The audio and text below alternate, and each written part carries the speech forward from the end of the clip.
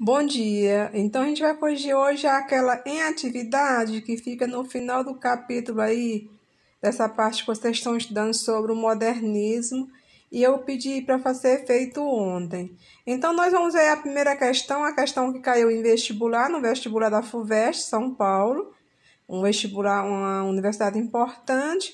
Então vamos lá. A presença da temática indígena em Macunaíma, de Mário de Andrade, tanto participa quanto representa uma retomada, com novos sentidos. Mantida a sequência, os trechos achurados serão preenchidos corretamente por. Então, aí seria a letra B, que é do interesse modernista da arte primitiva e do indianismo romântico. É que vocês viram que no romantismo teve uma fase que foi na primeira geração romântica, que eu até acho que quem foi meu aluno lembra que eu falei muito do indianismo, então tinha alguns autores que falavam do indianismo, tanto José de Alencar, que foi um romancista, quanto Gonçalves Dias. Então, esses autores românticos, eles eram indianistas, a temática deles era falar do índio. Usavam o índio como um homem brasileiro. E depois, já no modernismo, aí no século XX, eles deram uma retomada falando também do índio, de uma forma diferente, mas falando também do índio. Questão 2, FUVEST, São Paulo, identifica a alternativa correta. Então, aí tem várias alternativas e a correta é a letra C, que diz o seguinte: Macunaíma é o herói de nossa gente, por retratar a partir dos traços múltiplos e contrastantes que o caracterizam a coletividade brasileira, formada pela miscigenação racial e cultural.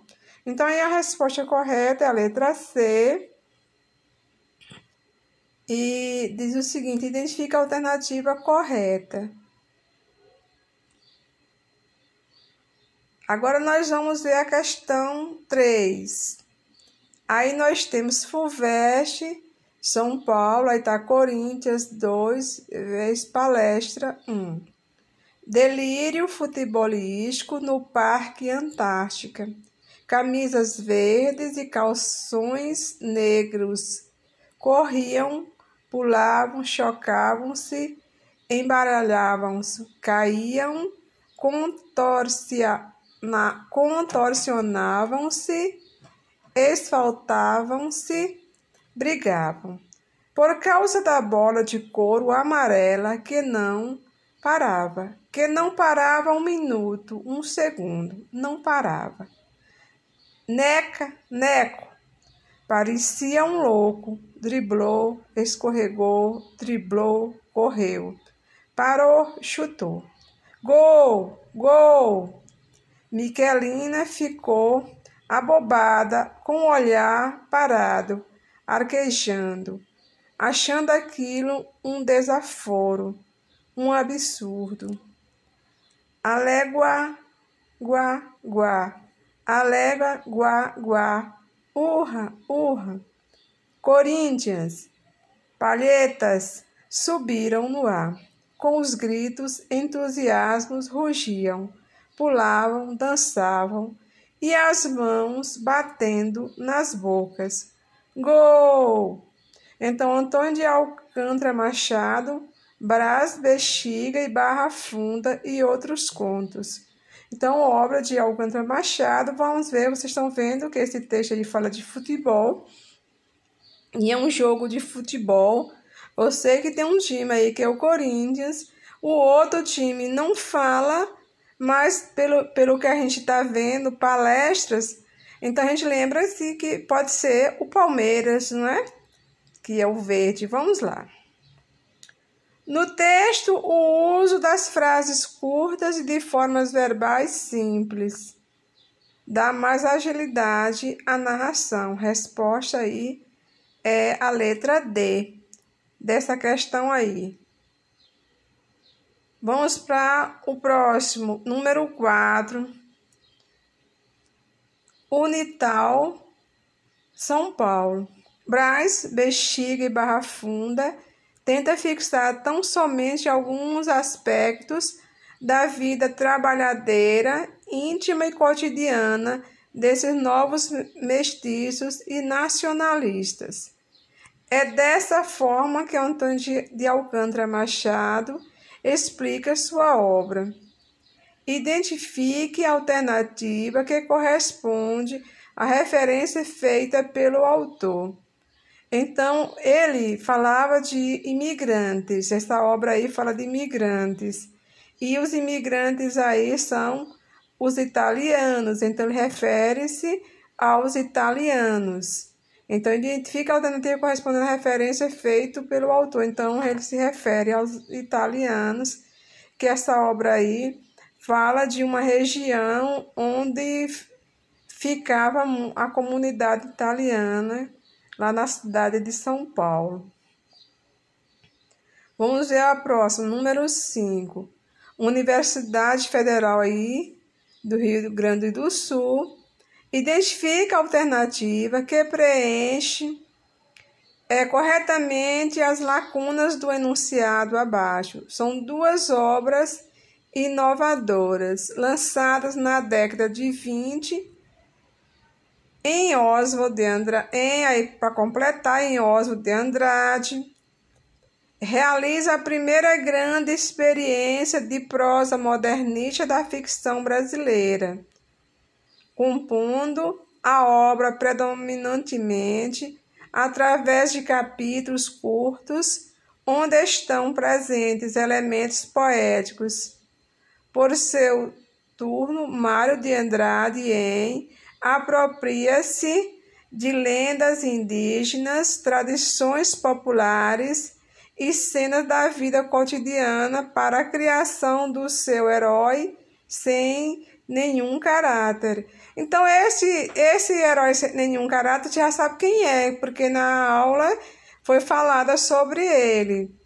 Então, o primeiro aí, que é uma obra de Oswald de Andrade, que ele fala de grande experiência da prosa modernista na ficção brasileira, é Memórias Sentimentais, de João Miramar, que é de Oswald, e Macunaíma, que é de Mário de Andrade, que é o herói sem caráter. Então, gente, se vocês forem fazer uma prova em qualquer lugar em que pergunta quem é o herói sem nenhum caráter, é o Macunaíma, lá aquele índio, que ele era um índio negro. Então, ele nasceu, talvez seja uma mistura de índio com negro. Vamos lá para a próxima questão. Enem, MEC. Essa questão caiu no Enem. Precisa-se nacionais sem nacionalismo, movidas pelo presente mas instalando naquele cio racial que só as tradições maduram. Precisa-se gentes com bastante meiguice do sentimento, bastante força na peitaria, bastante paciência no entusiasmo e, sobretudo, bastante vergonha na cara. Enfim, precisa-se brasileiros. Assim está escrito no anúncio vistoso de cores desesperadas pintados sobre o corpo do nosso Brasil. Camaradas. Aí o jornal A Noite de São Paulo, 18 de 2 de 1925, Mário de Andrade. Então foi feito aí por Mário de Andrade. Vamos lá. No trecho anterior, Mário de Andrade dá forma a um dos itens do ideário modernista, que é o de afirmar a feição de uma língua mais autêntica, brasileira, ao expressar-se numa variante de linguagem popular identificada pelo... Aí a resposta correta seria a letra A, pela escolha de construção do tipo precisa-se gentes. Então, você viu que gente aí tem uma forma coloquial. Então, gente, essa fala aqui é uma fala, eu diria, bem brasileira, que com a linguagem brasileira. Por isso que aí a resposta é correta. Os outros não diz nada para... Então, quando está querendo abrasileirar, nós digamos assim, a língua portuguesa, usamos essa palavra aí. Escolha-se da construção do tipo precisa-se gentes. Vamos para o sétimo. O sétimo ele é para não é de marcar, é uma questão subjetiva e vamos lá. Leia com atenção os textos abaixo. Macunaíma. Capítulo: No fundo do mato virgem nasceu Macunaíma, herói da nossa gente. Era preto e retinto e filho do medo da noite. Houve momento em que o silêncio foi tão grande, escutando o murmurejo do Uiracoera, que a Índia Tapanhumas pariu uma criança feia. Essa criança é que chamaram de Macunaíma. Já na meninice fez coisas de Sarapantá. De primeiro passou mais de 6 anos não falando. Se o incitava a falar, exclamava: ai, que preguiça! Mário de Andrade. Iracema. Capítulo 2. Além, muito além daquela serra que ainda azula no horizonte, nasceu Iracema. Iracema, a virgem dos lábios de mel, que tinha os cabelos mais negros que a asa da graúna e mais longos que seu talhe de palmeira. O favo de jati não era doce como o seu sorriso, nem a baunilha recendia no bosque como o seu hálito perfumado. Mais rápido que a ema selvagem, a morena virgem corria o sertão e as matas de Ipu, onde campeava a sua guerreira tribo, da grande nação Tabajara. O pé grácil e nu, mal roçando, alisava apenas a verde pelúcia que vestia a terra com as primeiras águas. José de Alencar. Letra A. Romantismo e modernismo são 2 movimentos literários de fundo nacionalista. Com base nessa afirmação, indique pontos de contato entre as obras Iracema e Macunaíma que podem ser comprovados pelos insertos acima. Então, vamos lá. Os parágrafos iniciais de Iracema e Macunaíma mostram a presença do indianismo no título, também o uso dos vocábulos graúna, jati, ipu, tabajara, uracicoera, taponhumas e a natureza brasileira revertida em espaço mítico, um cenário paradisíaco que assistiu ao nascimento dos protagonistas. Eles são revestidos de grande carga simbólica e nacionalista, além que inspirada em atitudes diversas e divergentes. Em Alencar, a idealização lírica e heróica. Em Mário de Andrade, atitude crítica, o indianismo às avessas, na direção da irreverência antropofágica de Oswald de Andrade.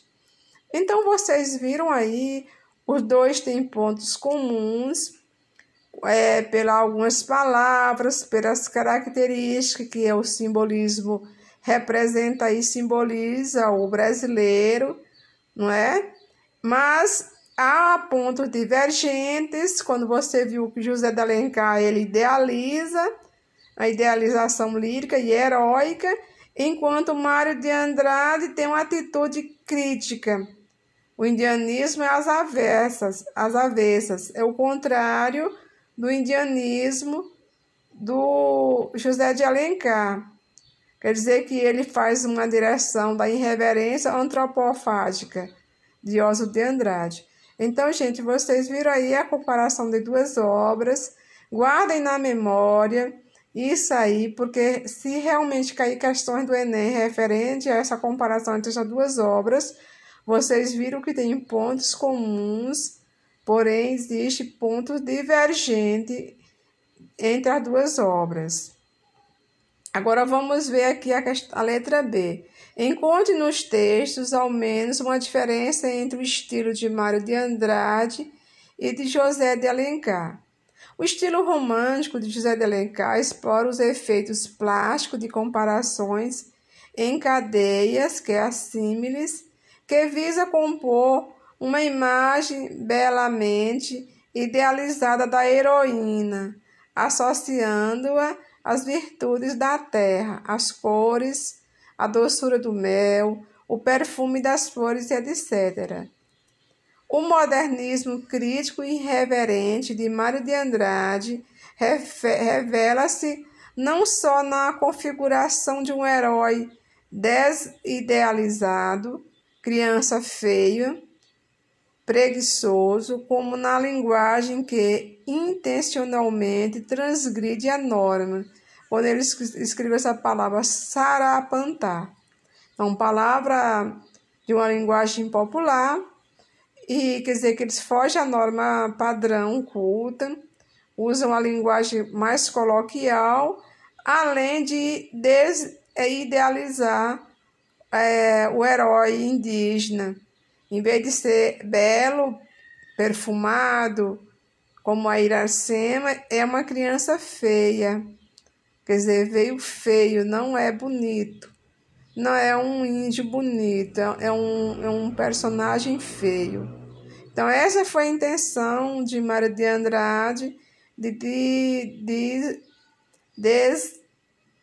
desidealizar o índio, aí, que era idealizado pelo José de Alencar, que só tinha virtudes e não tinha defeitos. Porém, Mário de Andrade põe um ser feio e preguiçoso, que são qualidades não muito desejar por ninguém. Então é isso, gente. Nós estamos encerrando aí a primeira fase. Se vocês quiserem dar uma retomada, quem tiver tempo de estudar um pouquinho, não custa nada. Eu quero que todos saibam que, se vocês fizeram uma pesquisa, as questões que mais caem nas provas do Enem são relacionadas ao modernismo. Então, são assuntos mais do terceiro ano mesmo, né? Desde lá, quando eu trabalhei com vocês, as vanguardas, Semana de Arte Moderna, e aí essa aqui. Então, estou fechando esse capítulo, vamos passar para o próximo, nas próximas aulas, e aí é isso aí. Então, estudem, não fiquem desanimados, acredito que vocês estão sendo preparados. Então, bom dia para todos.